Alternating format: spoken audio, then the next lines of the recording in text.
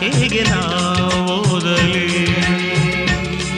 ಇದು ಓದು ಓಲೆಯಲ್ಲ ಬರೆದುಕೋ ನನ್ನ ಜೀವನದಲ್ಲಿ ಎಂದುಕೋ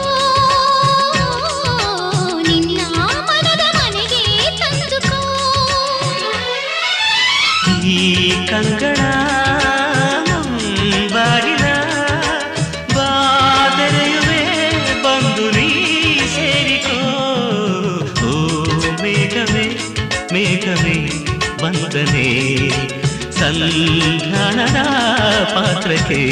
ವಂದನೆ